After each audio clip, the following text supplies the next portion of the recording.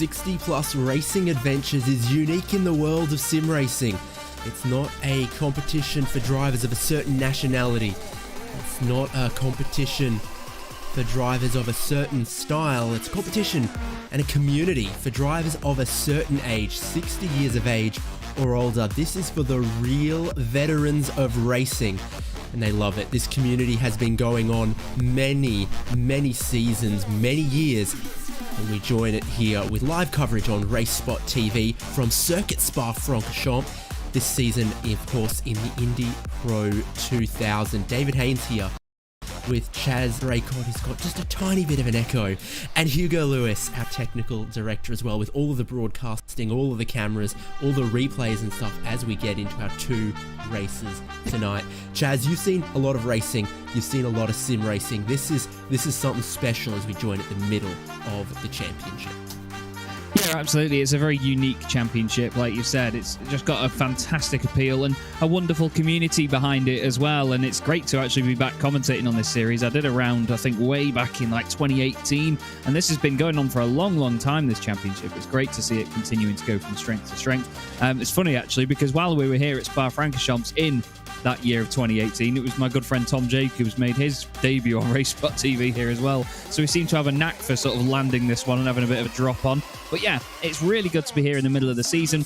Drivers at this point are starting to feel the pressure of the season starting to wind down now. They're on that sort of descent again, back into the final sort of few rounds. And this is where people start to get desperate. This is where moves start to come in that you may not have seen earlier on in the season. It's going to be very exciting to watch around Spa, especially with the slipstreaming around here. We brought you live coverage from Summit Point earlier on in the season.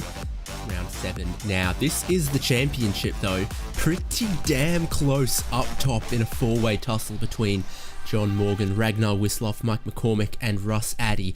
John Morgan, then, of course, would be leading the Super 70s division as well as a driver over the age of 70. He has still absolutely got it. He's probably forgotten more about racing than you or I have ever learned, and he's just 2 points clear of defending champion Ragnar Wisloff with Mike McCormick and Russ Addy right there. Just tiny fractions. Yeah, it's very close indeed, isn't it? It's great to see that as well, because it's not just two drivers running away with it at the top of the standings. I mean, having 4 points and, well, 7 points between the top four. Excellent to see.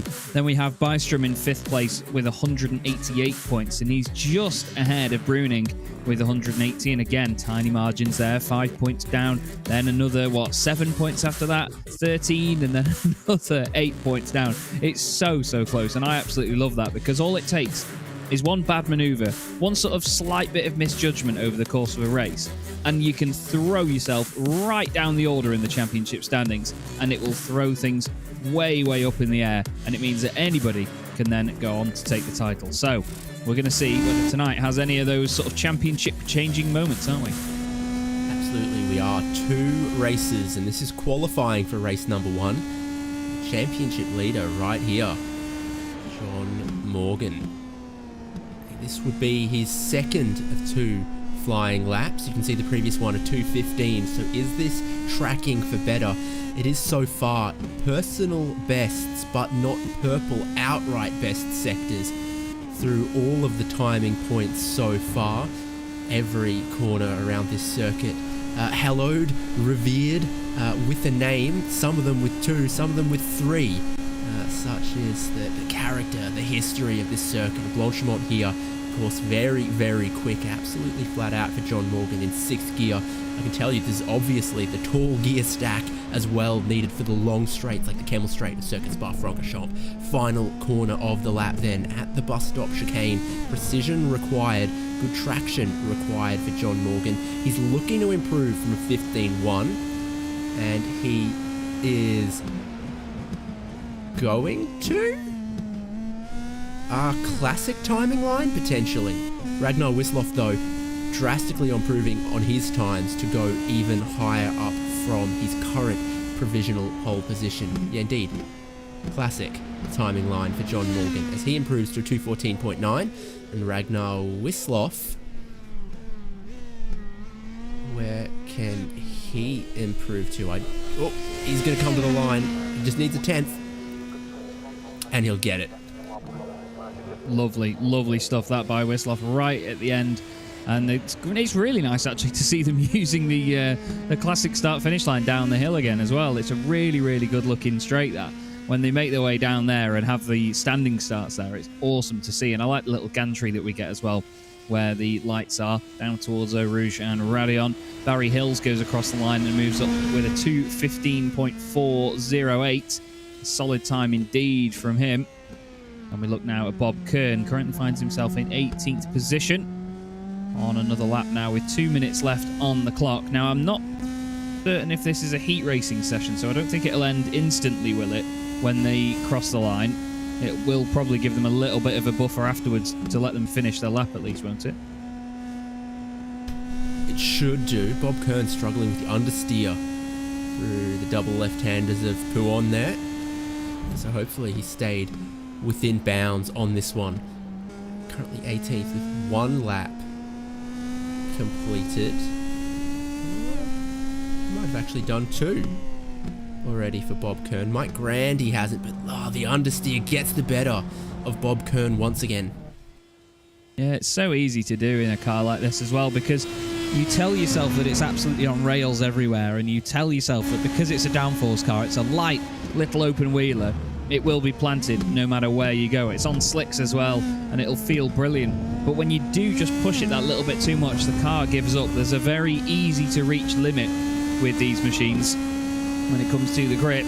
This is Mike Grandy now coming into La Source all the way over onto the left-hand side, just hugs that white line, doesn't chuck it in too hard to the curb on the inside, and lets the car float out to the left a bit, scraping the bottom of the car along the curb, but it's not going to slow him down too much. He's currently 19th with a 2:16.705, and he sets a new time and moves up into 16th place, a 2:16.311, and he's only 11 thousandths of a second off Douglas Beasley ahead of him there, so very, very close.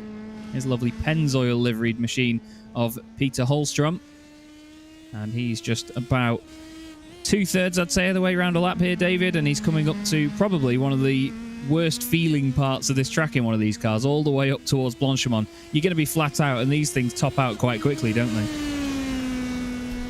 Yeah, well, they've got wings on them. They've got a pretty revvy engine, but it's not 500, 600, 700 horsepower like a redacted car or anything else. That will be the end of the session. You do start to hit that wall of air and hit your VMAX very early in the straights. That's where the slipstream comes into play, and boy, will it come into play with these cars around Circuit Spa-Francorchamps. Let's look at the grid for the first of 2 races tonight. Ragnar Wislaw, defending champion, 2 points away from the championship lead, has the pole position. His key rival, John Morgan, starting alongside him. Behind them, Gary Bystrom and Marcellus Breuning. Donald Fitterer and Russ Addy are row number 3 for what will be a side-by-side rolling start. And spot the teammates here very easily. It's Gahardis Jorison ahead though, sharing the row with Mike McCormick. His teammate Barry Hills behind him in line. Peter Hellstrom in the yellow submarine livery, 10th place. Randy Shoemake and Remigio De Pasqua make up row 6. Eric Block, Jack Turner, the row behind. Some great throwback and modern tribute liveries as well in the field, with Douglas Beasley and Mike Grandy, Bill Smitham, JC Hay, 18th place. There's Bob Kern, Bruce Poole, Joel Martin and Richard Coulomb, teammates sharing the row there. Best behaviour on the start, I hope. Gene Moore, Franz Joseph Stom, 23rd and 24th. We've got Jerry Kerr, Pierre Zione, Eugene Clark, Ulf Olsen, Jose Carlos Campodonico, and Gianni Rispaldo. The Team Italian Turtles starting alongside each other as well, with Frank Butler towards the rear. A lot of teammates in very, very close proximity there, Chaz. What's rule number 1? If you're going to hit your teammate, make it look good. That's what I tend to go for. But no, seriously, do not hit your teammate. Out of everybody in the race, if you are going to ever make a mistake and make contact with anybody, do not hit your teammate. And to be honest, with teammates in close proximity like that, they've actually got a decent advantage and possibility here of working together to try and move forward through the pack. Slipstream is going to be important here. And if you do get in a situation where there's 3 of you battling together, then of course one teammate could move over, give the other one slipstream. They could go past them in a sort of slingshot way and then give them the slipstream back. But we've got a beautiful and very colourful grid here at Spa-Francorchamps, and it is looking very good indeed here from the Porsche 911 pace car.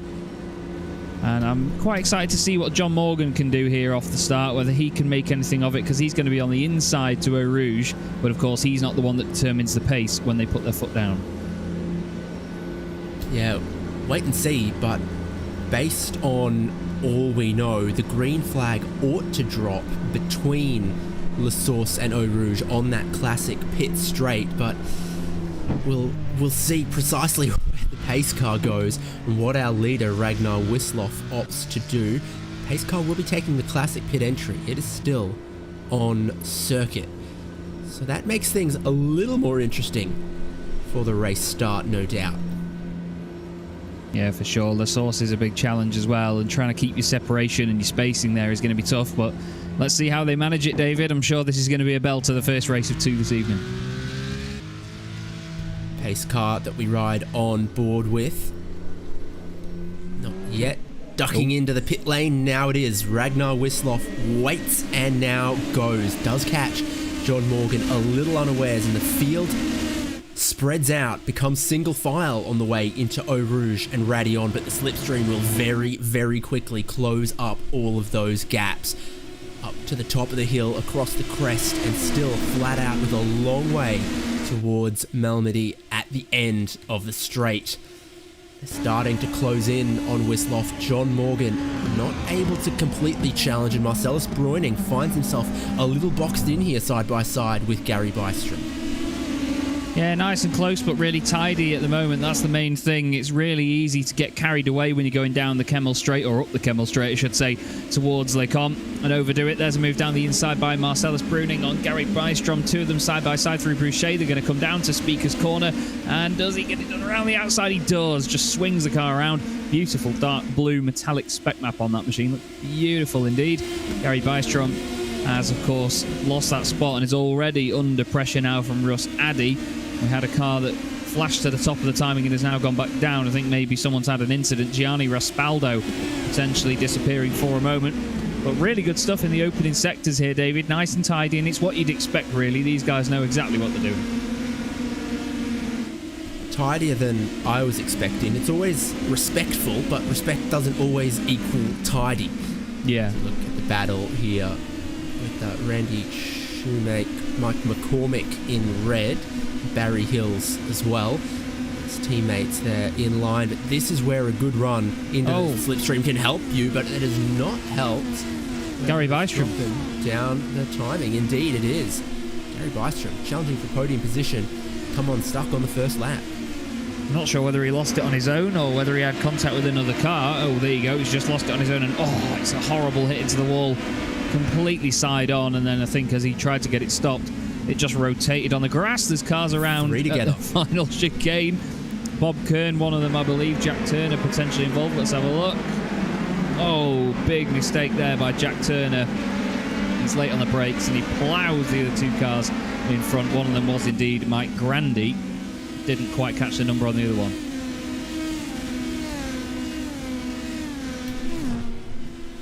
Racking my brain on the Haas livery. Is it Joel Martin? Nothing with it. Sure. 10th place, Eric Block, though. You can see the tall gear stack here means you're not going to be hitting the rev limiter down this long straight with a good slipstream. You can keep on pulling and see exactly how much that slipstream gains you. Car length and car length. Block up a position. And here is Remigio de Pasqua, who also had a good run there, but it's tough to know which way to go when you're the 3rd, 4th car in line. Yeah, that's it. You've got to preempt what everybody else is doing and just try and preempt it anyway, but it's obviously easier said than done most of the time, especially in cars like this as well. The closing speeds and the braking capability is very high, so it's really easy to just misjudge the braking of the car in front and end up going in the back of somebody. We look here at the number 57 car. Bruce Poole finds himself down in 17th place at the moment, took right up behind Richard Coulomb. 2 Canadian drivers, highest placed Canadian drivers in the field as well. We've got 3 of them tonight. The other one is 2 positions back in the other white and red machine, which is the 222 of Pierre Dion. And in the middle of this, we have Franz Josef Stum. the German driver, trying to make progress as well. Got a replay here of the number 12, and around goes Mike Grandy. Something tells me that'll be because of damage from that earlier incident. It's possible. It's very possible that he had some damage to the rear wing or the diffuser, but without any damage, other drivers had already lost the rear in some of the quicker or longer loaded corners, so it could be a propensity for that to happen as well. A little skatey on the way in for Peter Hulstrom here, sandwiched between Eric Bloch and Remigio de Pasqua, so it could be just a lower downforce setup for this circuit, making the rear a little more tail happy early on than it typically is. The tyres can overheat and get a bit tail happy later on in the stint, but we are very early in this race for that. Otherwise, Ragnar Wisloff up front doing a reasonable job of trying to break that slipstream, which would be so important, and maybe the fighting and the battling behind him has helped, because Breuning, Morgan, Addy have all swapped about a little bit and are going to do it again. Russ Addy looks for the middle, 3 wide, and very quickly decides too early in the day for that. Absolutely. He was just thinking there, do I bother with this one? Maybe not. And that's the best thing to do sometimes. Discretion is very often the better part of valour. And right now, the positions change around, and Marcellus Breuning finds himself in third. Love the livery on that car. It looks fantastic. Russ Addy, right behind him, though, is just ready to go. And he's sort of waiting in the wings at this moment in time. He's not quite making the advancements that some of the other drivers in the field have been doing. He's just sort of sitting and waiting for the right moment, and that's often the best thing to do in races like this. You know, if you need to, you can maybe fuel save, as Breuning looks back down the inside of John Morgan. Doesn't work, though. But it's got to be just a case of putting on pressure, pressure, pressure all of the time, while also not losing Ragnar in front, because let's not forget, David, as these guys battle away, Ragnar's going to be able to open up his lead a lot more easily. Was 1.5 seconds, now 2.1, 2.2, as they've had to battle each other through the middle of the lap, had to battle each other at the end of the Kemmel Straight there as well, and gonna battle each other through Blanchimont. John Morgan fiercely defending this one, and it is not helping this trio catch Ragnar at all. No, not at all. It is helping Gerhardus Jorgensen catch this trio. Look at him there, just getting onto the coattails of the slipstream, which I would say typically extends about 1.5 seconds backwards off the car in front, especially at a track like this. You might think of it more as a second at Donington Park, for example, but here, really long straight, really great opportunity to get a slipstream with the tall gearing. I'd say 1.5 seconds, you start to get a little bit. Yeah, definitely. It's funny how certain circuits are affected by slipstream more and more. As side by side into a rouge, there was contact, and around goes the number 4. I think that was Remigio de Pasqua, and he's in the middle of the road at the top of the hill. No, he wasn't in the middle of the road. Sorry, it was the wrong part of the circuit when I look back after the timing screen. But side by side, and he's finally done it. Picked off 2 for 1 down the Kemmel Straight there, ahead of Morgan and Breuning. This is contact or not. If you're off your preferred racing line through that part of the racetrack, you can lose it very quickly. You'll catch the curb differently. You'll have to turn in sharper potentially. Yeah, absolutely. And you know, whether, like you say, whether the contact upset the car or not, it was going to be quite the long and arduous spin for him. And he was fortunate, to be fair, that it wasn't worse than that. As big contact there. The 16 goes flying into the wall. That was Donald Fitterer getting absolutely launched, and that's one of the dangers in open wheel cars, though, isn't it, David? Wheel to wheel contact like that, it's an absolute killer for machines like this, but that's what makes the racing so intriguing. They're on such a fragile, tiny line that they've got to walk on at all times, with damaging the car and hurting it in any way, that one tiny little mishap or just a bit of misjudgment can throw the whole race down the pan. Yeah, wheel to wheel with Ulf Olsen there, who got in a little hot around the outside, but still occupied the inside of the next left-hander as they touched wheels.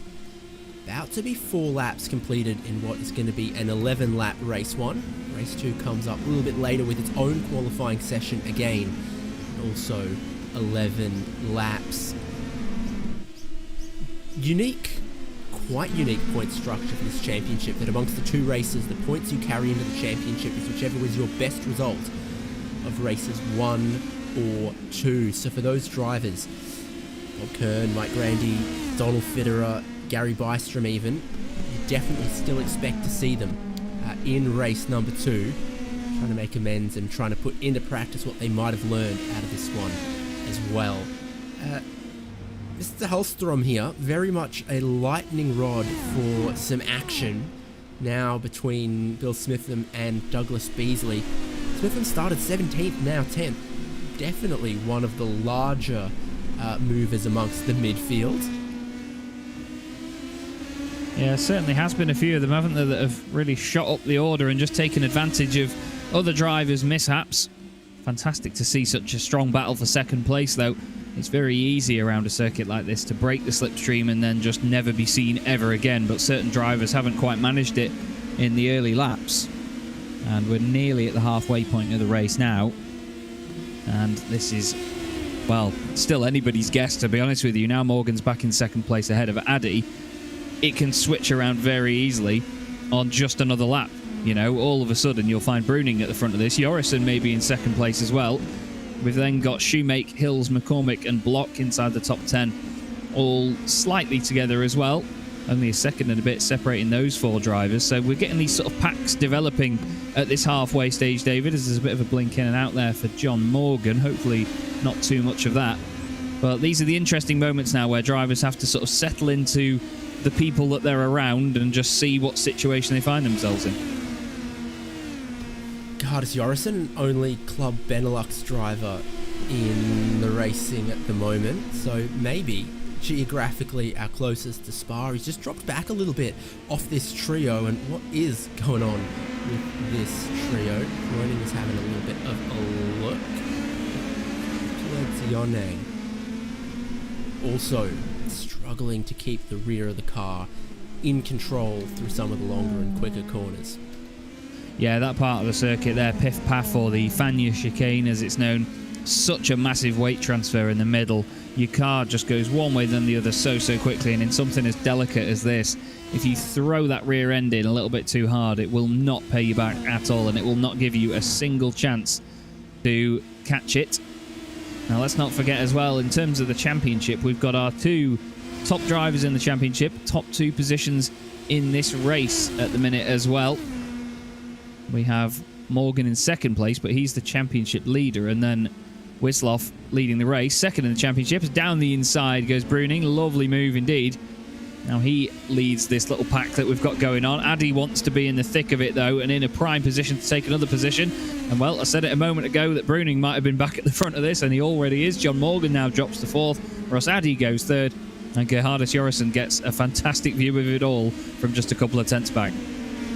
2 for 1 in the Kemmel Straight definitely seems like a popular manoeuvre as they are oh so close like that. The leading car gives everyone else a tow. Second place will get a bit of momentum, pull out, and then it's a buffet pick your line for the third car in line to slingshot both of them on the way down the straight. But with that kind of condition, as easily as you can get the lead of this group with that slipstream, so too, once you're in front of the pack, everyone else will stay with you and have the leapfrog opportunity back at you later on.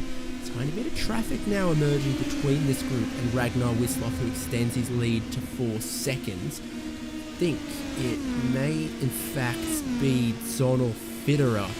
So he has dropped now a whole lap back. Hopefully be very respectful and aware of the lead battle and the fighting that is quickly bearing down on him. Yeah, they really are catching up with him as well. There's no relenting in their pace at all. Fantastic stuff, though, by Bruning to hold his position into the final moments of the lap. And now across the line we go again to start the 6th lap of 11 here at Circuit Spa-Francorchamps. Addy in 3rd, looking pretty feisty at the moment. I'd say out of the 3 of them, he probably looks the most feisty of them. But then again, all it's going to take is one bout of slipstreaming down the straight again and a bit of moving around, and that can all very quickly change. Now, John Morgan's going to be in the prime position here because he's going into this battle and into this run down the straight. Third in this group. We go on board with him now just to see how it looks. Russ Addy is the next car ahead, and he's going to go into the middle of the road. Now, there's not enough room for John on the left-hand side, but he knows with the slipstream he can easily stay with them and gives it a bit of a lift. Now he's going to leave them two to battle into Les Combes and then into Malmedy. No change of position just yet as they head their way through. All about being careful, and you can see he is hanging back a little bit here, isn't he, David? He knows that he doesn't have to be right on their coattails. He knows he can just wait and see if there are any moves ahead and then take advantage of any mistakes. All entirely in character for John Morgan, who I don't think really thinks about that overall championship so much. He just thinks about every race as it comes and trying to finish them cleanly, and that has been very effective for him in being a multiple times Super 70s champion. And it has translated to the overall standings somewhat as well. The way things are tracking at the moment, though, Wislov might just overtake him when they leave Circuit Spa-Francorchamps. When you start counting backwards. When you start counting the laps backwards and say, I want to be in 4th place coming to the white flag, or how do you think to measure that? Because obviously Morgan had a great run on the Kemmel Straight this lap, and very quickly, much quicker than Russ Addy arrived at the same conclusion, thought, no. Yeah, it's tough, isn't it? I think you never know what situation you're going to be faced with when you do go down the Kemmel Straight. There's even the run from here as well into the bus stop from Blanchimont, even before that as well, coming out of campus. There's so many different parts of the circuit where it could just fall in your favour if the drivers ahead are having a bit of a battle. But to be honest with you, I think you definitely want to be not right at the back of your little quartet when you get onto the final lap, but maybe just be the second car in the train, maybe not even the third, to be honest. But then again, what they're doing right now at this stage of the race is sort of practicing for that and getting used to what scenarios they find themselves in. We've got a move here by Richard Coulomb around the outside of, I believe that was Ulf Olsen that was involved in that as well. He's in the yellow car on the right-hand side, or the left-hand side of our shot. It was Franz Josef Stum that made the mistake into the final chicane. He's just overshot La Source slightly as well, which gives Ulf Olsen that position. There's been a change further up as well, as Russ Addy has got ahead of Marcellus Bruning for second position. John Morgan remains in 4th ahead of Gerhardus Jorrison, but there is the battle now for second place.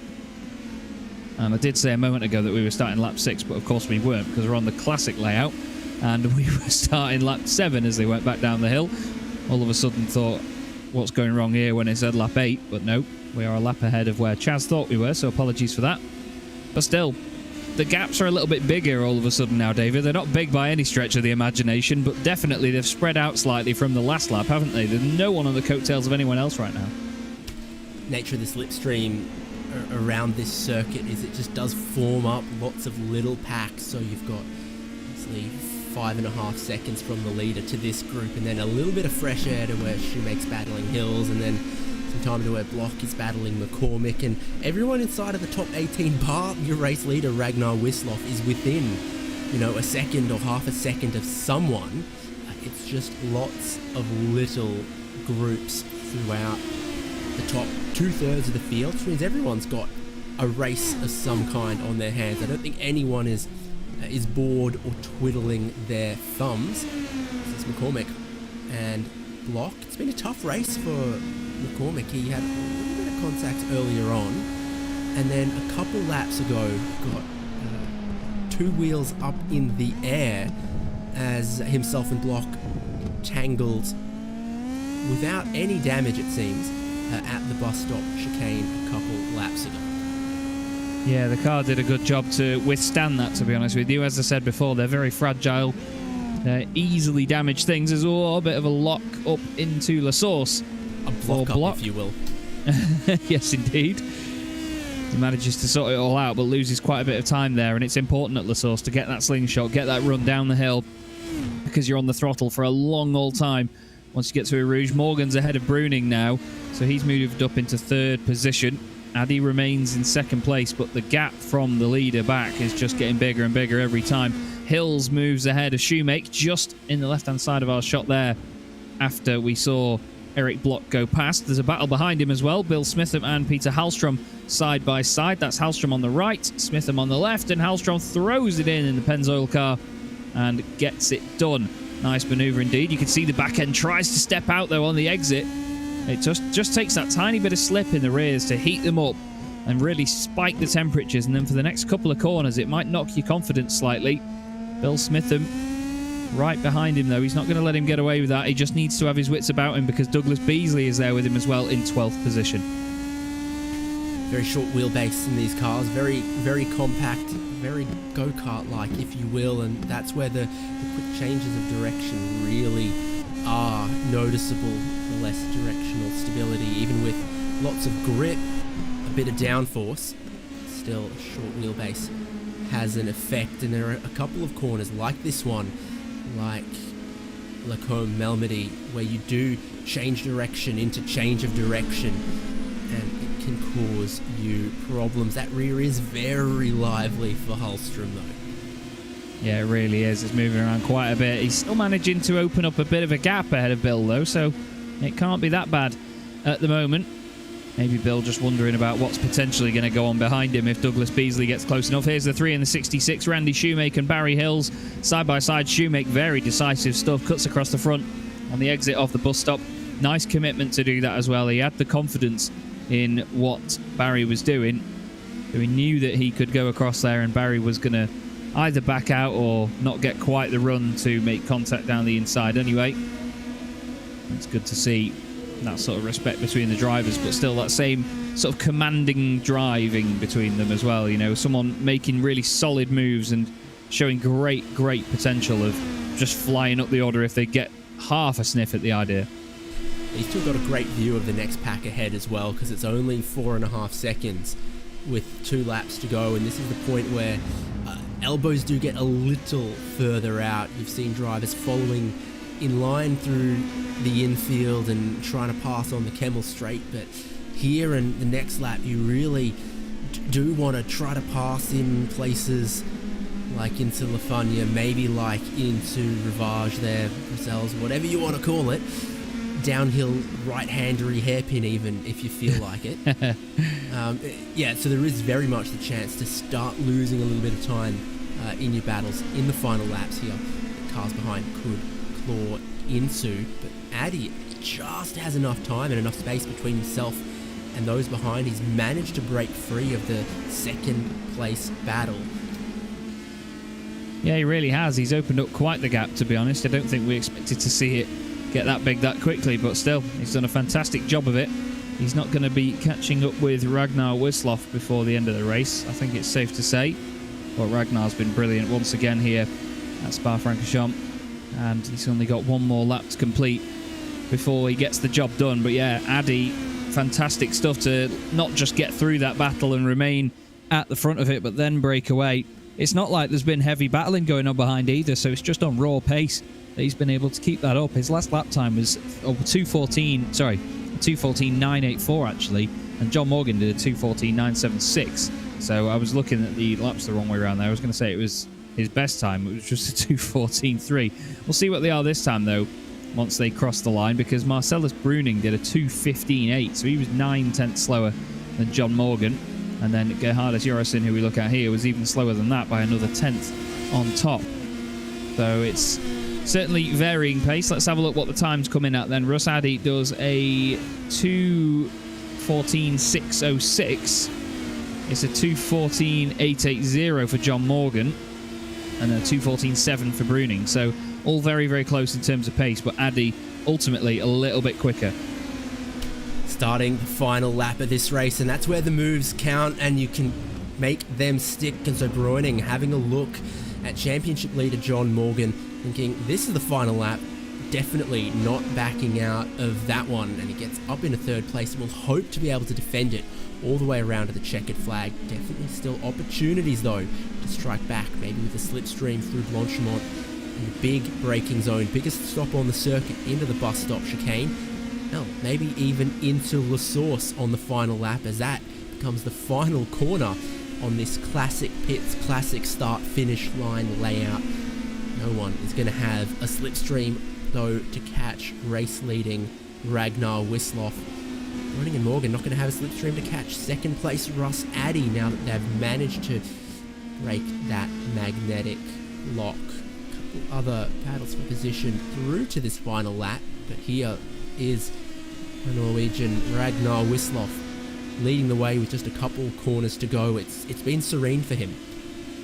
Yeah, I suppose it's one of those races where no news is good news for Ragnar. He's done a great job. He just opened up a gap in the early stages, let all the other battles just develop behind him. And since then, he has not looked back at all. He's second in the championship going into this race, and I believe with Morgan finishing in fourth, he's going to take the championship lead as well. So it's going to be a very well-deserved result. I'm still intrigued to see what happens out of La Source, though, down to the line with the other lot, David, but here comes our race leader, about to get the job done. Yeah, unconventionally, La Source, the final corner, not the first on this layout, but near perfection from Ragnar Wisloff. Every lap led, a great pole position, and that will, at least for the moment, put him into the championship lead of 60-plus racing adventures. Addy in second, Bruining in third, and Morgan and Jorison very close at the end there. Yeah, Morgan jumped up for a moment, didn't he? And then he jumped up the timing for a moment, then dropped back down again. I was confused by that, sorry. Did he cut the bus stop even? Maybe. Things like that are possible if you get in there on the final lap with a lot of intent, maybe beyond the limits of physics. Checkered flag still waving for everyone else. A big lap around here of 7 kilometers means I think more drivers are still on the lead lap than we typically see anywhere else, just by the size of the lap. The Nürburgring Nordschleife accepted, as that is a track this championship has been to a couple of times. The last driver who's going to see the checkered flag, probably 29th place, Frank Butler. Yeah, he's currently a lap down at the moment, but you're right, I think he is going to be the last one to cross the line and get the job done. There's a few of them that unfortunately had a few dramas in the early stages. Some of them came back from them though, got back out of the garage and cracked on with the rest of the race. A few others unfortunately did not choose to continue on, but it's understandable. You know, it's a very frustrating scenario when you end up out of a race or you have an incident that can really damage your race. And here comes Frank Butler across the line right now. And there you go. Sorry, that was Franz Josef Stum, was it not? Apologies.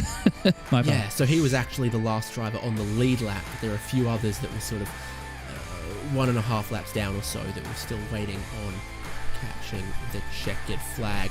Classified finishers, they will be down to 29th though. Here's Ragnar Wisloff, the race winner. 7 seconds from Russ Addy. 1.9 then to Marcellus Bruining as that makes up the podium. John Morgan must have had a little mistake on that final lap because it was more than a second that he ended up behind Bruining, only barely ahead of Gerhardus Jorison inside of that top 5. We're honest with ourselves. Randy Shoemake, Barry Hills, Mike McCormick, Eric Block and Peter Holstrom making up the top 10. Randy Shoemake, the biggest mover of all of them, came from 11th on the grid to that 6th place. Bill Smitham, Douglas Beasley, Bruce Poole, JC Hay, Joel Martin, Ulf Olsen, Richard Coulin, Remigio De Pasqua, Eugene Clark and Gene Moore takes us to 20th. Again, all of them still on the lead lap. And the 21st was Bob Kern, and Jerry Kerr, Pierre Zione, Mike Grandy, and Franz Josef Stum was the driver we saw last to take the checkered flag on the lead lap. 1 lap down cars, Donald Federer, Jose Carlos Campodemico, Jack Turner and Frank Butler. Probably fair then to call that a retirement for Gary Bystrom and Gianni Rispaldo. Not to worry, they've got every chance to come back in race number 2 with a new qualifying session and a brand new start. Some of our podium are standing by to have a word with us, and we'd love to have a chat with our 60-plus racing adventures drivers. Always different perspective than we would typically get out of everyone else on RaceSpotTV. So race winner Ragnar Wisloff, we so rudely pull away from his green room cool down discussion with Russ Addy. Well done, Skipper. Well, thank you, David. That was good. Sort of missed you last week. I at least I was hoping you'd make some good Norwegian tourist board, but we'll have to settle for the Belgians, I guess. Yeah, check didn't clear, but when it does, I will be putting troll stickers on everything.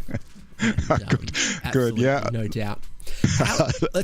We can talk plenty about Spa, but let us rewind 1 week at Rudskogen, obviously a track that you are more thrilled than most to have on iRacing. How did that go for you? It went actually quite well. That's a track which is a little different from here. So we had we had close racing. It's a very technical track, and I love it. I think it's good fun. But I think seeing from the replays that it was maybe a little too close for many. But it's I like it. It was a blast. It's a pity you weren't there, but probably here at Spa probably is better television, closer racing here, harder to get away here. Spa certainly presents a different but very strong challenge. It seems like the slipstream window sort of goes back a second and a half. If you've got anyone there, they're gonna shrink up onto you. So how important was the pole and the race start? The race start is important, and the whole first lap is really important, and it's tricky, with cold tires and you're trying to push too hard is very easy to make a little mistake, and then you have everybody bunched up.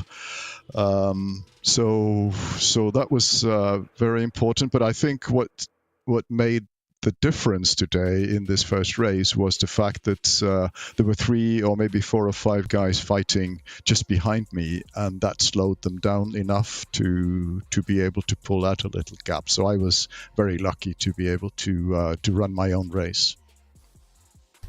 Championship points very, very close coming into this round as well. I don't think I've ever seen it that close. 4 drivers within, it was 6 points or something. So you're obviously on your A game, but there's a few others that are driving, I think, the best we've ever seen. John Morgan, I think. I mean, that man is a bottle of wine. He just seems to keep getting better. Yeah, I totally agree with you. And, he never makes a mistake. He is intelligent. He knows exactly when to pounce, and he doesn't pounce before he has to. So, you can be lulled into thinking, oh, well, he's going to stay behind me. And then suddenly, poof, he's right up beside you and gone.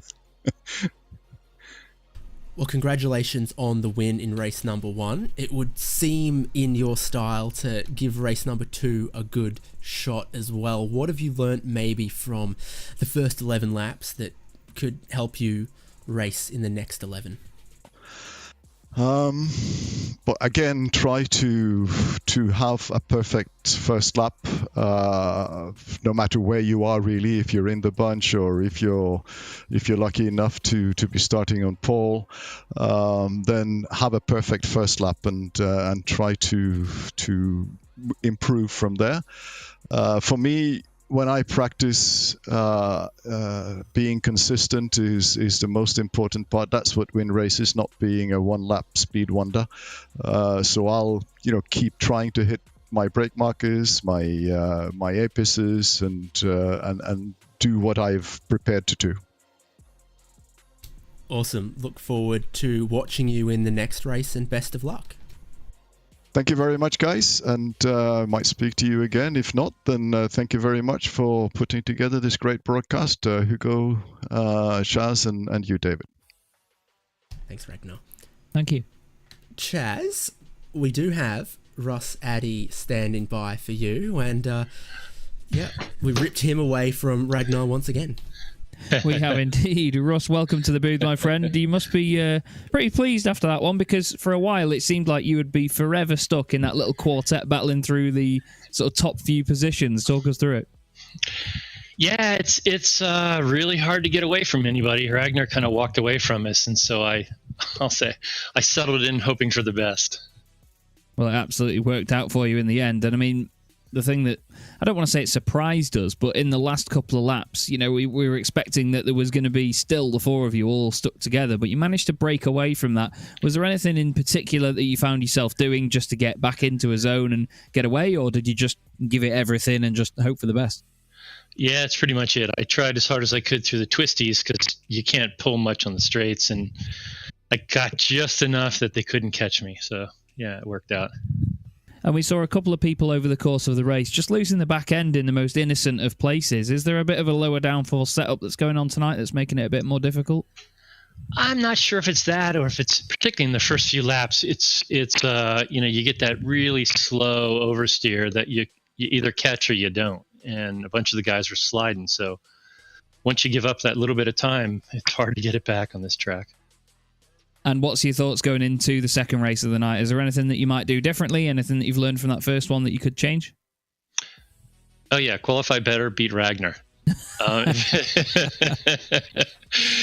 second one will be harder than the first. You've been trying that for a couple of seasons already, mate. He is, yeah. I think we talked about we need another winter sport for him.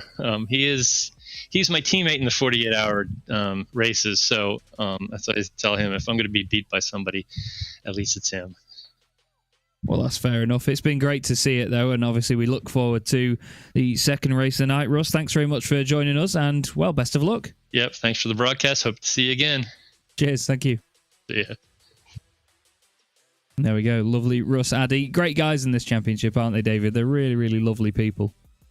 You know what? Unique characters, and not in the way that we say, you know, unique characters about flamboyantly self-confident or aggressive characters maybe in other sports or other competitions. Just, fun guys with a great sense of the people that they're racing with, what is or isn't at stake, and also just a little fair shake of self-depreciation, but some good, talented, dedicated, clean racers nonetheless.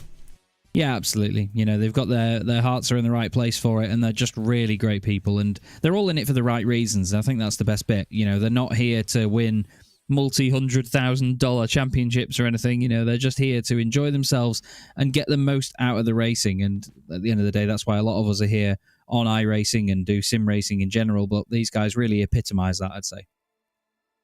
And that's just half of tonight's action in 60-plus racing adventures. We take a little break here on RaceSpotTV, and when we return, it's the much-awaited Race 2 from Circuit Spa-Francorchamps. New qualifying session, new grid. We'll see what Spa can throw up for another 11 laps coming up after this break.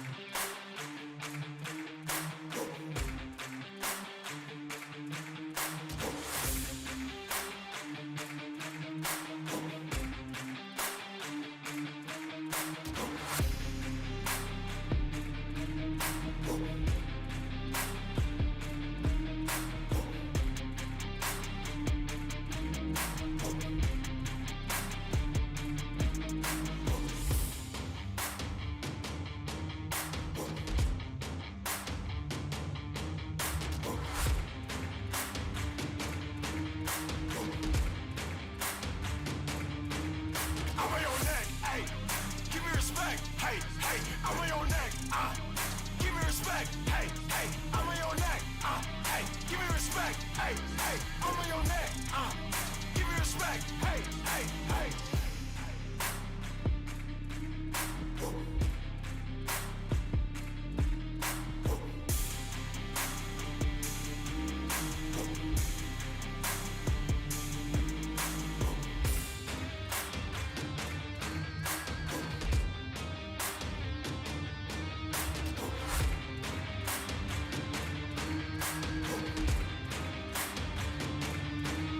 I'm on your neck, hey.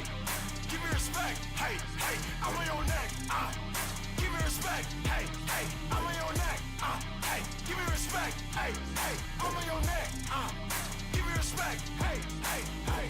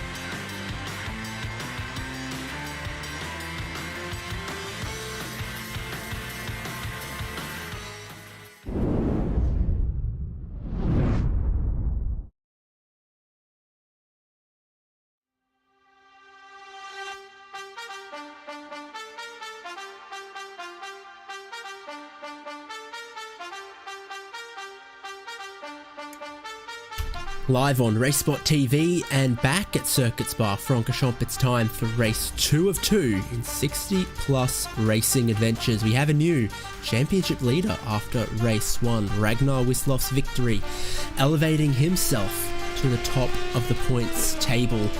All it takes is a good result in race number 2 from John Morgan, and he can wrestle it back at the end of round 7. Qualifying underway right now to set that grid for race number 2.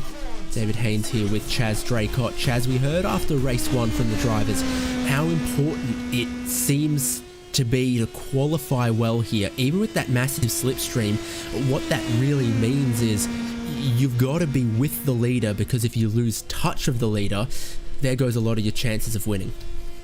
Yeah, absolutely. It's one of those races where you really need to be in it to win it, of course, in the mid-pack. But if you want to be right up there at the front of the field and you have somebody that's getting away in the slipstream or breaking the slipstream, then that's it. You know, you've not really got any further chance of catching them unless you absolutely rinse them for one lap pace. But you have to do that time and time again. So it's definitely a tough one here at Spa, especially in these cars as well. I mean, they top out not that quickly, as we found out earlier on, like you said, with the longer gears in these machines. It takes quite a while. They don't tend to get up to hitting the red line at the end of the Kemmel Straight, but still, you know, they run out of puff halfway up there at least. We look here at John Morgan, the previous championship leader, going into this race meeting here and getting buffeted by the wind up the Kemmel Straight. It's remarkable how steep this part of the circuit is, actually, when you see it on a sort of flat comparison. You are really going uphill, though, into Les Combes as late as you dare on the brakes. It's a long right-hander, but the thing is, into Les Combes, it always sort of entices you to turn in early, but you want to try and get in as late as you dare there, don't you, and really tighten up that left-hander. It's one of the more complex parts of the track, isn't it? From a big straight line into 3 apexes, and you're forever compromising or emphasizing your apex speed through one of them, either on the way in trying to outbrake someone or really trying to set up that third apex for a good run down the short straight to Rivage. On board with John Morgan, this is the first of 2 flying laps that he's going to get in this session. And so how much risk and how much appetite do you give to each lap? Typically you'd think this first one, just make it count. The second lap, go all in, and we definitely saw lots of improvement lap 1 to lap 2 in the previous qualifying session. Yeah, definitely. You've just got to try and get in a rhythm around here. The first lap that they'll do, they'll definitely try and get it on the board as a bit of a banker lap, just to make sure that they've got one in and that neither of them end up being, or at least both of them don't end up being invalidated by any incident points or any off tracks. But then that second lap, once you've got a banker in, it gives you that confidence to really push. Look at the almost oversteer that John Morgan was getting there through Blanchimont. You could see he turned in hoping for the car to stick and to adhere to the surface as he wanted, but it actually over-rotated on the way in, and the front looked really pointy, and he hit that inside curb. Might have lost just a few Ks there in towards the bus stop. He's straight over to the left-hand side of the circuit, though, when he gets running again out of the bus stop. Now into La Source. Takes a lot of curb there, gets very close to the wall, but that sort of leaves you with quite a lot of work to do on the exit to keep the car off that outside curb. And then down the classic start-finish straight once again under the little gantry, and his time that goes on the board is a 2:15.516, but Fitterer, Donald Fitterer, is currently the fastest. Purple final sector belonged to Donald Fitterer until Ragnar Wislof came through with a 2:14.3 on his first lap. I think even beats what he laid down for pole in race number 1, so he is in a purple patch of form, if you will. The only person beating him anywhere around the circuit is Ulf Olsen with the purple first sector, which suggests great drive off La Source and great speed carried up through Eau Rouge and Radion. So to see what Olsen might be able to do. For the moment, it is the Ragnar Wislof show, and by half a second. It's these first laps coming in at the moment. Olsen goes to 6th, so not bad at all. You're looking for improvement out of everyone on this second lap, no doubt. Absolutely, yeah. We're going to keep our eyes on the sector times and see what comes in. We look here at Bob Kern in car number 6. He hasn't put a time on the board yet, but he's not necessarily out too late in qualifying. Although based on what we saw before, the session ends quite abruptly, so I'm not sure if he's actually going to get a complete second lap on the board. We'll have to wait and see. But he's making his way now out of the Fania chicane into Campus and Stavilo, the long right-hander, before making the huge run up the hill towards Blanchimont. Hey Chaz. Hello. You know what circuit has more elevation change than Circuit Spa-Francorchamps? Bathurst. Yeah! You know what circuit's 800 metres longer than Bathurst? Alton Park. Circuit Spa-Francorchamps. Is that so? It's actually longer. Bathurst is 6.2. This is 7, a whopping 7 kilometres. I did not realise that this was longer. Certainly doesn't feel like it's longer when you do a lap of Bathurst in anything. But still. Long straights and the long corners are a bit deceptive around here. That Kemmel Straight is massively long, and so is... I mean, there's hundreds and hundreds of metres to poo on as well. The kind of speed you carry through there, how long the corner seems to go on for. It's almost 500 metres of cornering. So the second lap times are coming in now. Ragnar Wisloff not able to improve, so maybe someone else can put together a good lap and snatch something away. Ulf Olsen, king of the first sector still, I believe. Not managed to improve on this lap around, but he's gone personal best everywhere else around. Just got to get La Source right to try to move up from 7th. Good qualifying out of Bystrom so far to be in 2nd. Fitterer 3rd, Addy 4th. Olsen out of La Source, which it feels so strange to call the final corner. McCormick improves, but only to 5th, and Olsen 2:15.1 up into 6th.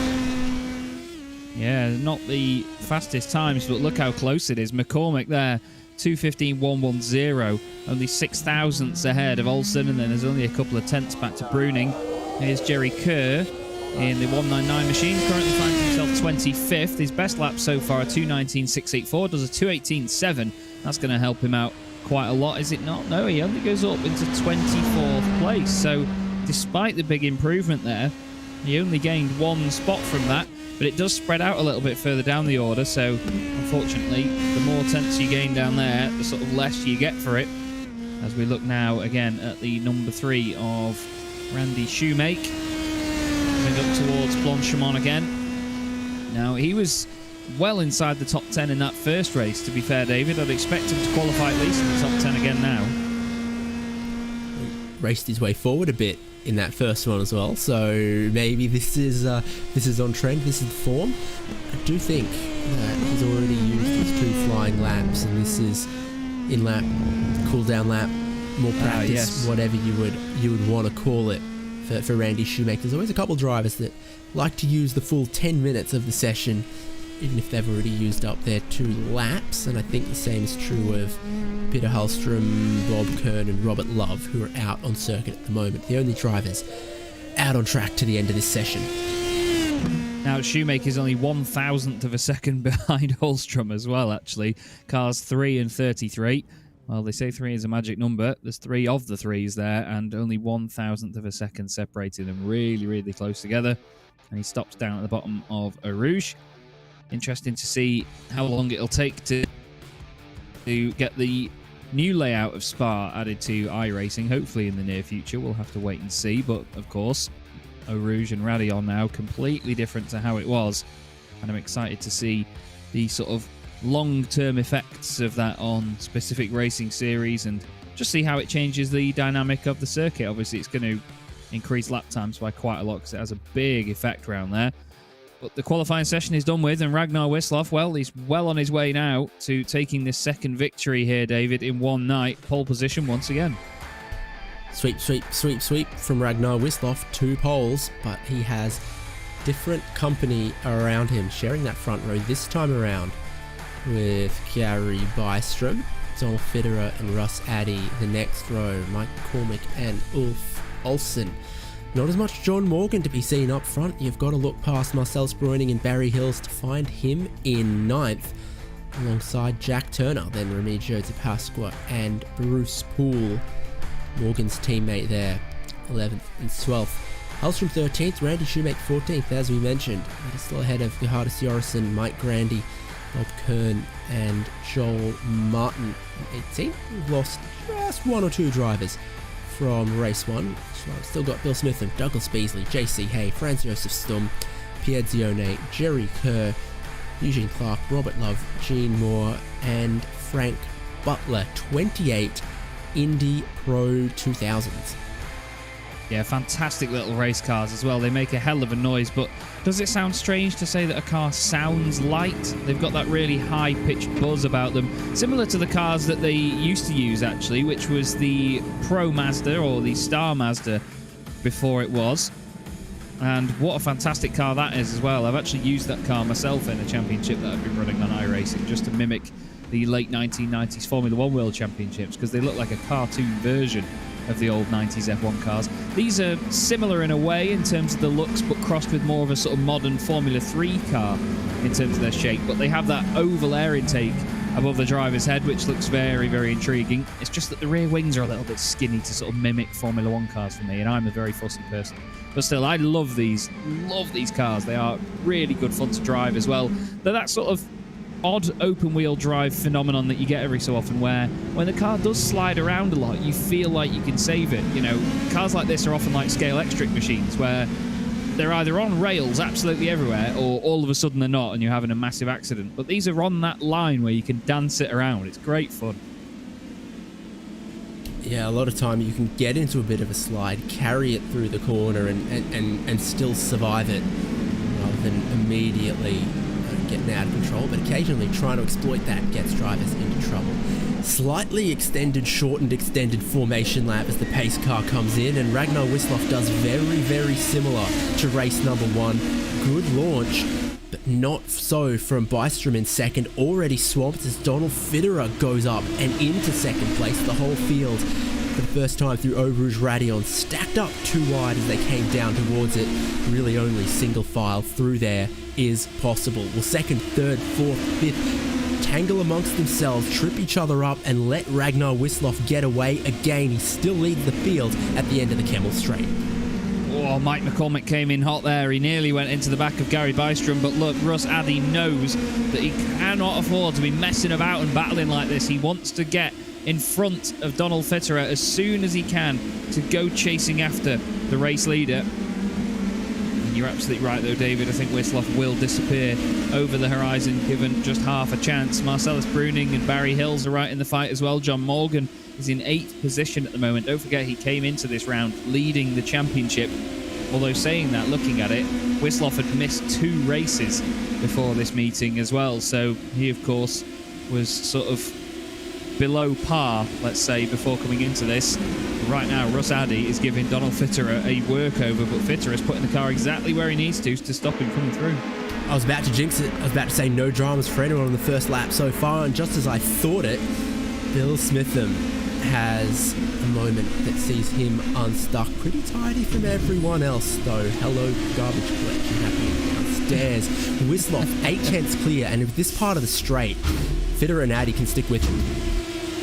I thought my chair was collapsing below me then, and I was just getting a bit of an early warning. That was phenomenal. Either that or someone had had the most interesting sounding engine failure that I think I've ever heard iRacing simulate. Still, Russ Addy's going to be hoping for an engine failure from Fitterer right now, because it just wants him to get out of the way. It's great stuff to see, though, because look at the train of cars we've got. We've got Fitterer, Addy, Bystrom, McCormick, Hills, Bruning, and Morgan all together. Then a slight gap to Ulf Olsen.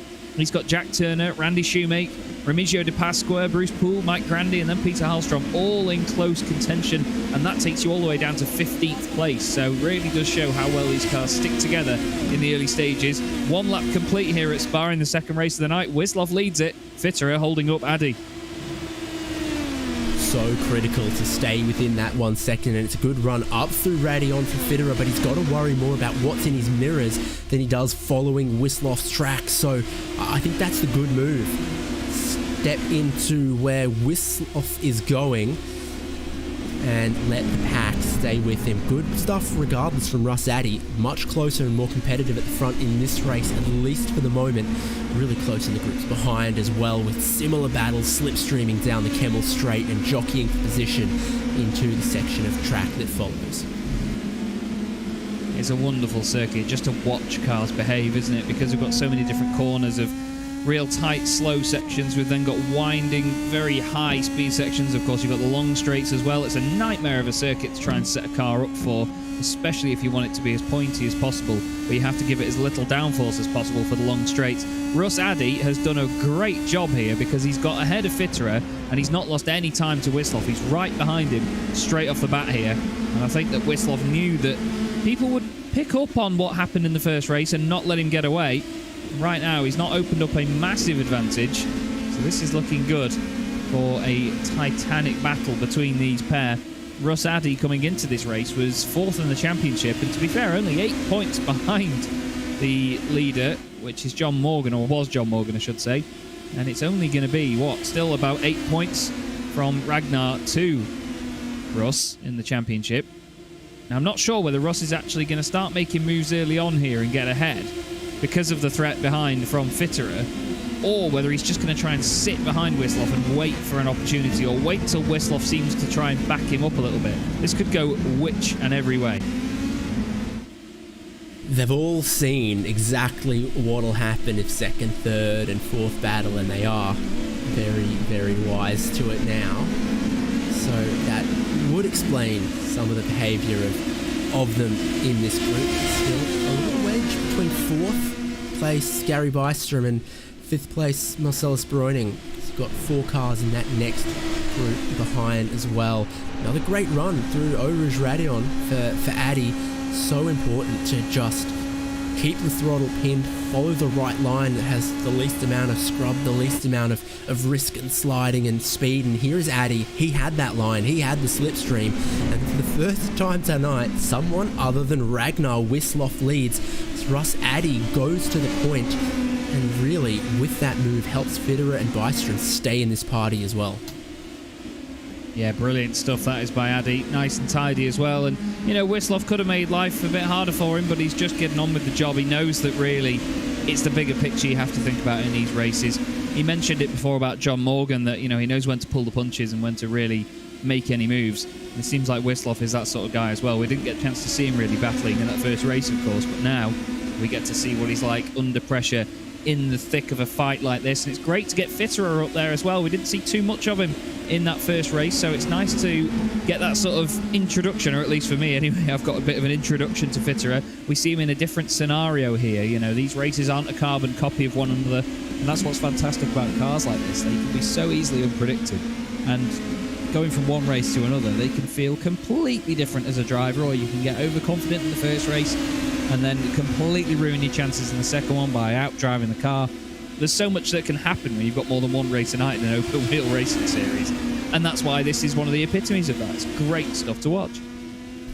This is a new experience for Ragnar Wislaw to be in this pack, to be slipstreaming off someone else. Almost everyone else, as Donald Fitterer gets so close to him, has experience of, you know, how to time the run, where you'll close up enough to pass versus where you won't. He is now learning what everyone else learnt last time out. Don't get me wrong, I'd still take the lights to flag race win in race number 1, but for him, a little bit of a learning experience to go, hang on, how far back off the source do I want to be to make sure I get that good run through Eau Rouge Radion, time it to get ahead, get to the lead and not get passed back. Not going to happen for Olsen and Beasley.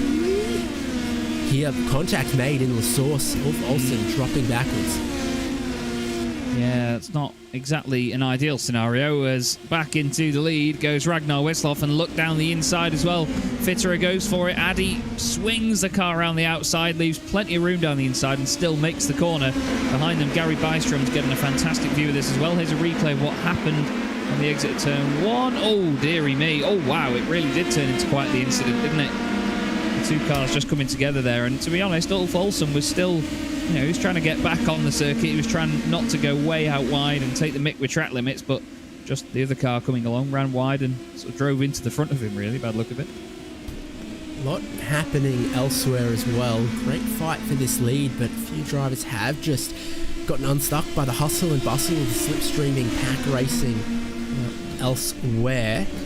Wisloff back to that lead. Russ Addy in second, knows to just stick with him, stay within a second, and don't make any mistakes that would let Wisloff off the hook. You can afford to drive within yourself through this part of the lap, knowing you've got them on the line to reel in once you get to the Camel Straight.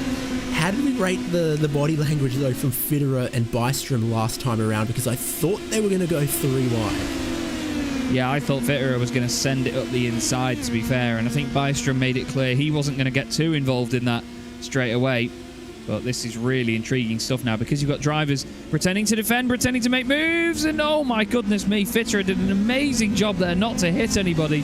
Just went over to the left-hand side to get back in the line, and somehow managed to save it when he kissed the grass with that left rear, and then obviously overcompensated with the lock, flung it back to the left-hand side. I thought he was piling into the back of Russ Addy there, and Ragnar Wisloff was going to drive away over the horizon, laughing to the bank. But somehow that didn't end up in a bigger incident, and very, very, very big props to Donald Fitterer, because that could have easily been a big shunt. Very interesting game that Russ Addy is playing here. He wasn't looking to get down the inside of Wisloff. He was looking to defend his second place to make sure he could be here in line behind the leader to maybe take that lead away this time around. He doesn't feel he's close enough into Lecombe, but what he was looking for was not to take first, but just to hold second and keep himself in a chance to then take that lead on the Camel Straight. I don't know why, but it's only just occurred to me now that from Russ Addy's car, I'm getting real sort of 2017, 2018 Renault vibes when I see it. It just needs the black airbox at the top rather than the yellow, but yeah, I've got real Renault vibes from that machine. Just the way the nose comes down, I think. But still, I think Ragnar Wisloff's not going to be bothered about how it looks in his rearview mirror, as long as it stays there and isn't in front of him. It's a lot prettier at the front than it is at the back, much like the Renault way back when. And these two now are starting to gap the 2 cars behind. Gary Bystrom now ahead of Donald Fitterer, and that has slowed them 2 down just a tiny bit. And you could see interesting lines there through the exit of the Fania chicane. Russ Addy not taking anywhere near as much curb as Ragnar Wisloff was. Ragnar was really pushing it on the exit there, and you could see that the car was potentially thinking about getting tail happy, and Russ just managed to keep the car nice and tidy, keep it on the smoothest part of the circuit, and he actually kept a lot of momentum there. So this is pretty wily racing, isn't it, by Russ Addy? He's certainly playing the game here, and this is a fantastic, fantastic race to watch already. Interesting position for Bystrom and Fitterer, 3rd and 4th, because they were just within 1 second of this leading group, and then as Addy looks to shape on making a move on Wisloff, it drops these 2 back towards the pursuers. Are we going to have a 2-car breakaway, or will they stay together? Racing, of course, super close everywhere else in the field. As you can see if you scan up and down the timing on the left-hand side, that slipstream keeps people together, but drama at La Source there for Fitterer. Fitterer dropping backwards. Did he have contact with Bystrom? He's nearly run up the back of him. He has. The 2 of them are going to let Wisloff and Addy get away with a little error on the brakes at La Source. This is for the lead, though. Addy looks around the outside, pulling out of the slipstream of Ragnar Wisloff, gets the full car length ahead to be able to take the lead and the full racing line through the next sequence.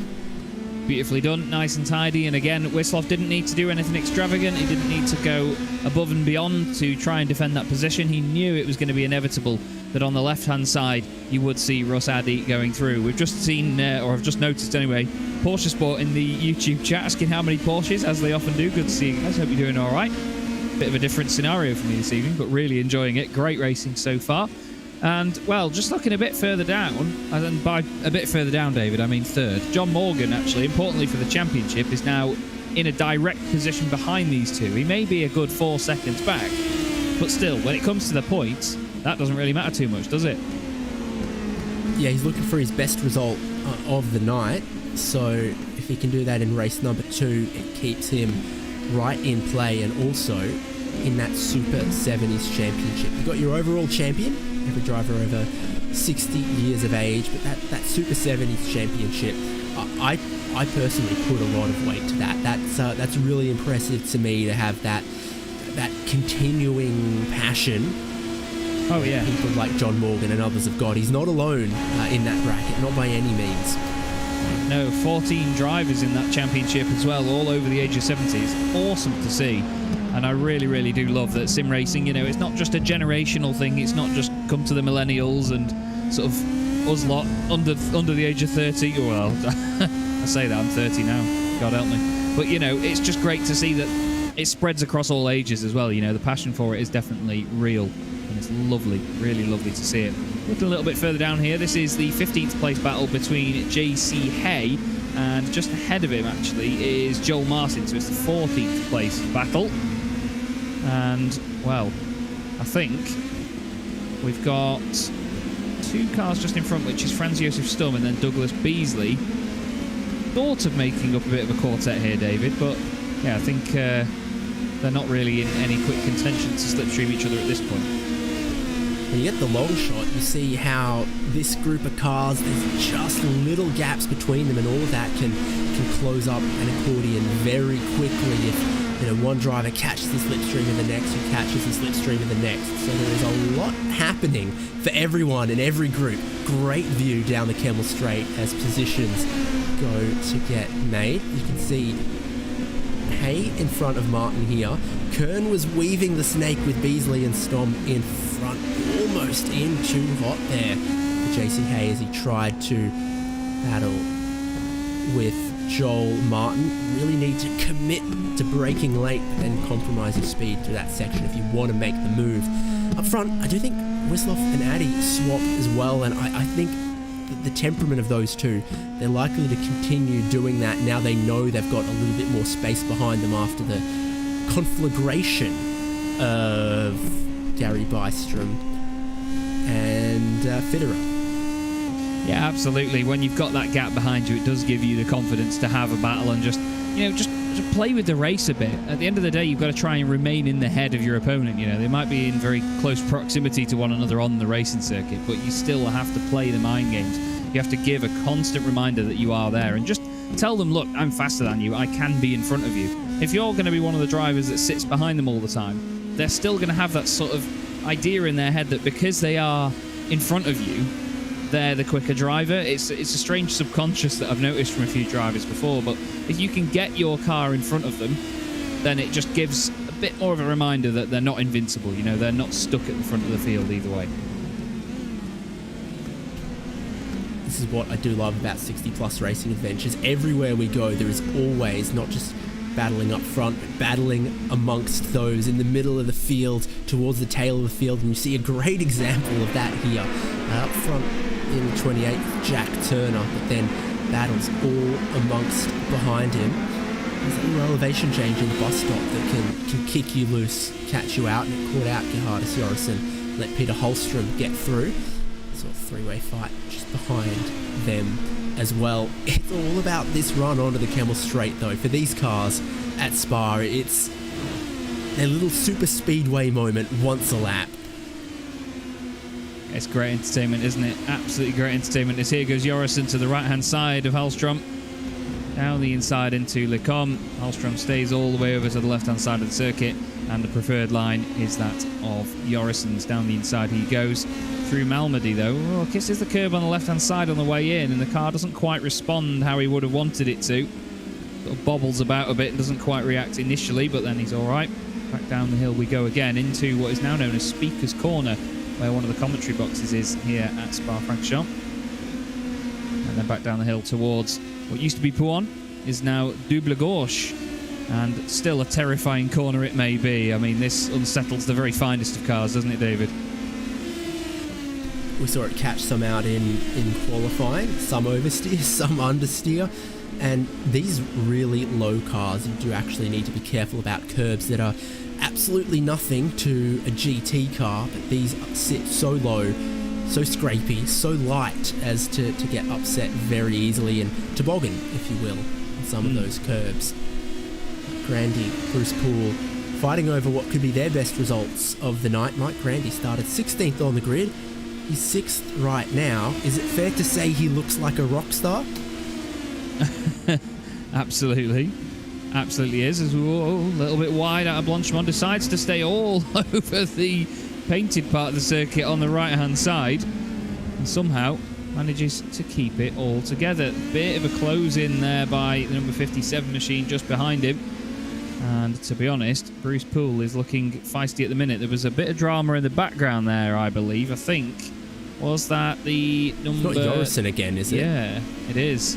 Oh my, that has been a real difficult corner for him. Oversteering the first sector one time, in deep, overshooting the corner, half spinning out, cutting it, and then still needing to serve the slowdown penalty. So look at all those cars in this densely packed midfield that he lost out to with just a little mistake breaking in too late.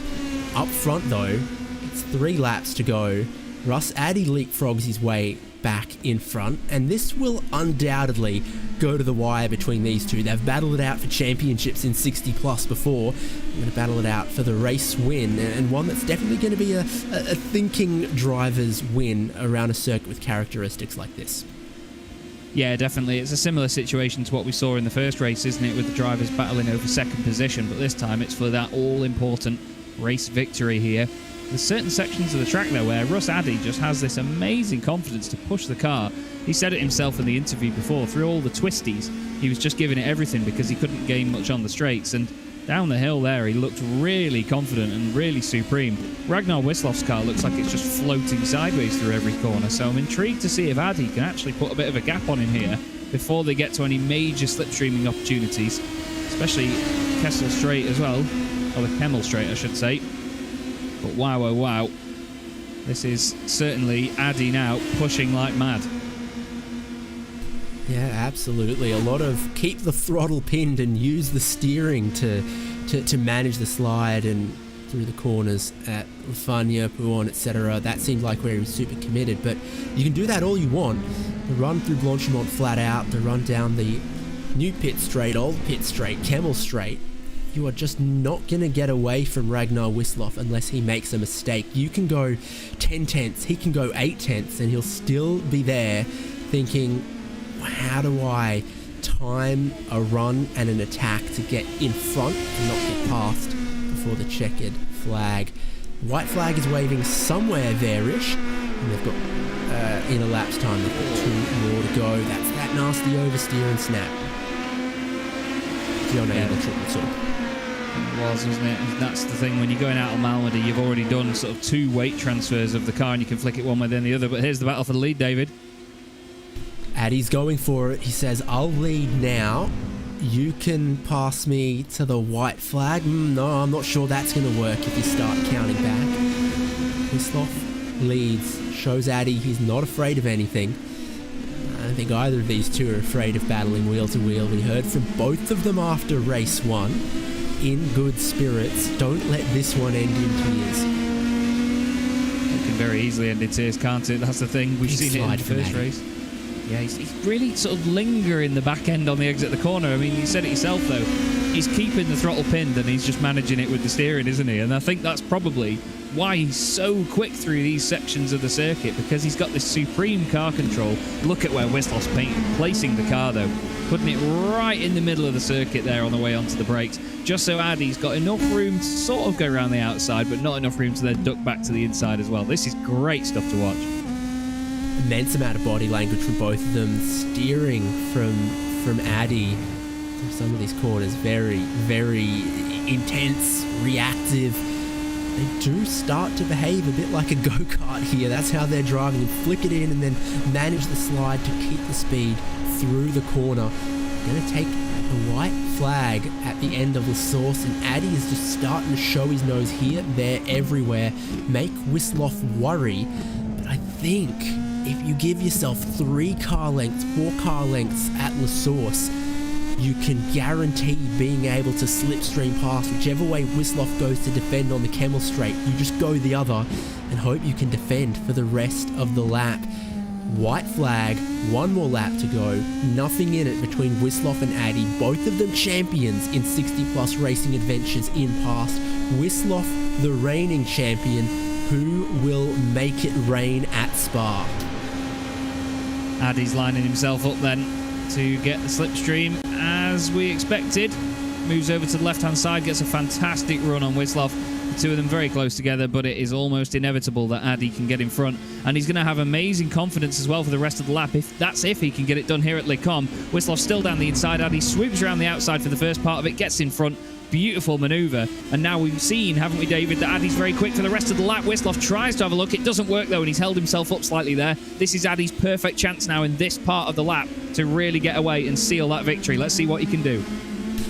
Addy had the nose in front. Whistloff was giving him nothing for free, but he was far enough ahead to take the third line through that corner. For Whistloff, it's got to all come down to the brakes at the bus stop, surely. Addy will give it everything here, but he can't risk a mistake, and Whistloff still has a chance. This is a battle pack. There's another one for third, there's one for sixth, there's one for eighth, there's one for 11th. Everywhere 60 Plus Racing Adventures turns it on, and we only hear great things from all of the drivers, how much they love racing in this community of drivers, similarly passionate but similarly vintage to each other, and it's something different to the rest of the world of iRacing. The rest of the world of sim racing delivers in its own way. Addy leading, Whistloff half a second behind. Can he get close enough to challenge into the bus stop? Because if he can't, Russ Addy will leave this race with as many points as Whistloff. Addy defending. Does he still leave a lane around the outside to a very brave Whistloff? That might have been the one and the only chance. They don't seem to slipstream hard enough off each other down towards La Source for that to be an overtaking opportunity here. Well, it could be in the background. All of your top four positions absolutely in flux to the final lap. Addy places it perfectly. He's looking for a checkered flag on the classic pits. He's going to take a very hard-fought 60 Plus Racing Adventures win at Spa. Lovely, lovely drive that by Russ Addy. Did everything he needed to do. And as you said, David, he just put himself in the right position when they went on to that final lap to get the slipstream. He's a little bit further down, though. JC Hay now battling for the positions just outside the top 10. Gerhardus Jorgensen behind him, John Martin behind that. And we've seen it's possible to light up the tyres out of that slow La Source corner. And you could give it all up right at the final hurdle. JC Hay won't. Now, indeed, manages to hold on. But just outside the top 10, it was Bob Kern that finished in the last spot inside said top 10. And here is the man that we saw spin earlier on, actually, Ulf Olsen. He'll be a bit gutted about that one, but at the end of the day, it was that contact that caused it in the first place, wasn't it, really? Olsen was very determined to stay within the track limits. The car on the inside pushed out a little wide, maybe expecting Olsen to do likewise. And two met on the exit of La Source. I suddenly fancy a refreshing cola.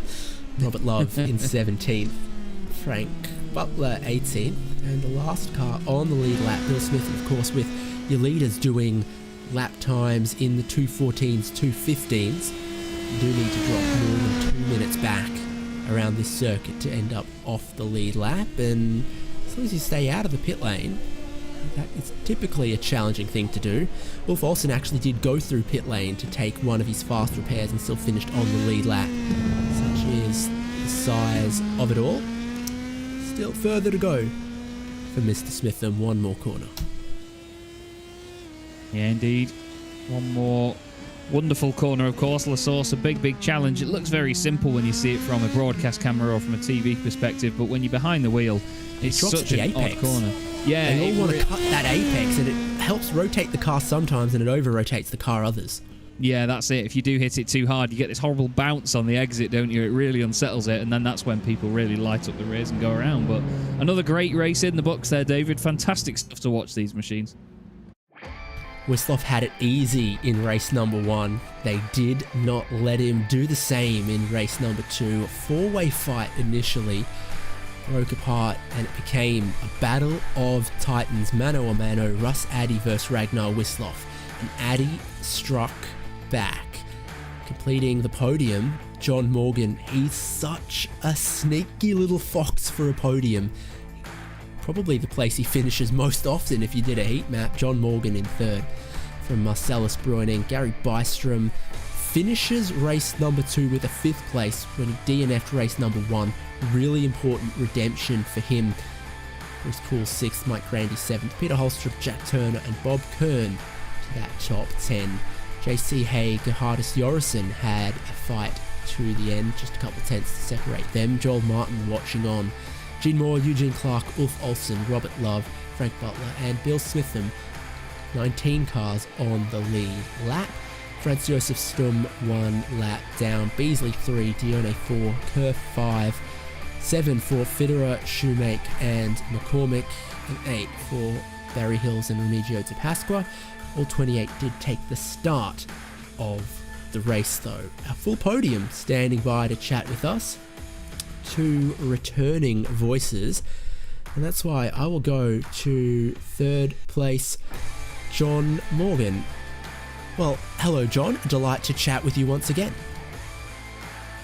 Hey, how are you? Quite well. You've obviously been quite well leading the championship coming into this one. You bag a 3rd and, well, your Super 70s championship is looking very good as well.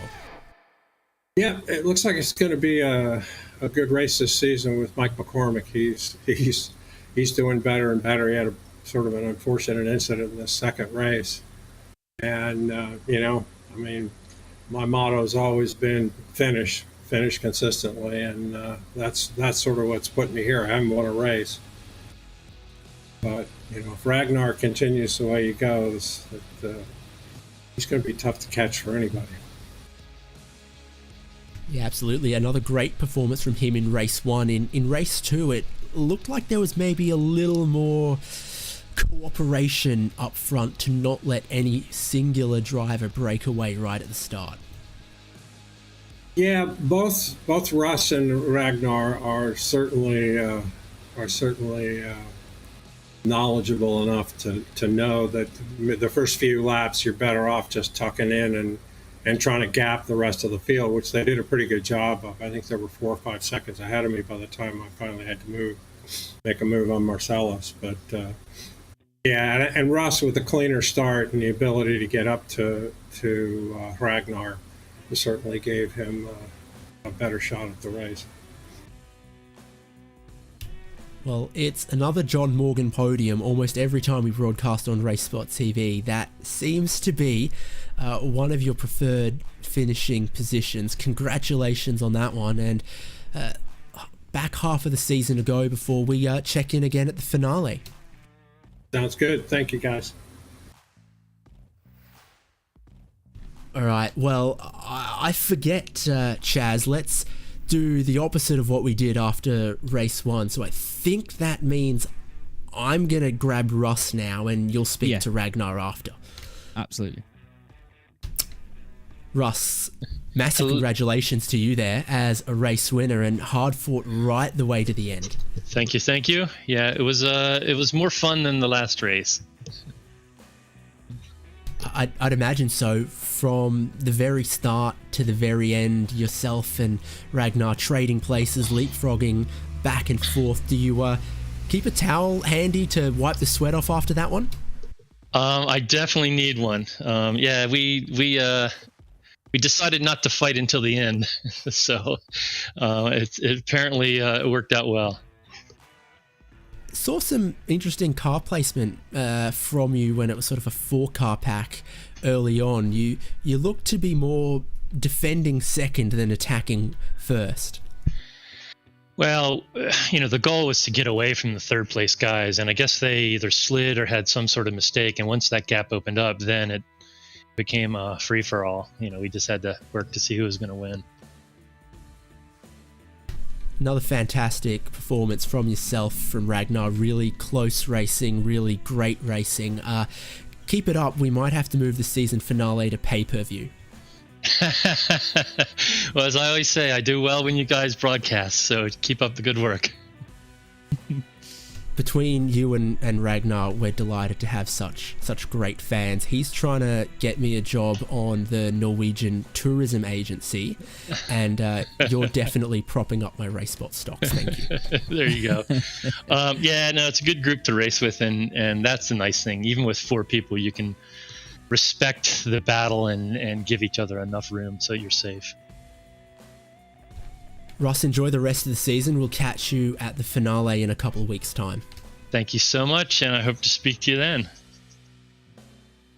Chaz, I reckon he's a good chance of that based on how he performed allegedly every time we broadcast, but definitely both of tonight's races. How about you go and grab the man he had to battle? Yes, indeed. Bringing him into the chat now. Ragnar, another brilliant race. Well done on second place. Not quite the win you were hoping for, but I imagine you've got a big smile on your face after that one. It looked like good fun. Yes, well, you're absolutely right, Chaz. We're just discussing this in the interview room. If you manage to get away, you're staring at a wide expanse in front of you. It's a little bit like, practice. But this is much more fun to be close and to fight and have cars around you. Time flies a lot quicker, and it is a lot more fun, I think. So, okay, well, so Russ won, that's fine. But we had a good race. We didn't touch 0x. Nobody did anything wrong. Good fun. Wow, 0x after all that is still very, very impressive as well. But that's what it's all about. I was saying partway through the race that you guys are all here for the right reasons. You're all here for the love of it. We wouldn't be doing this if we didn't enjoy it, and the fact that you two got to race like that when the gap opened up behind you as well. I mean, we've got a beautiful shot of it on our screens now. Just the immense gap that you had behind you as well. It meant that you had that freedom, didn't it, to start battling one another and just enjoy the race between the pair of you.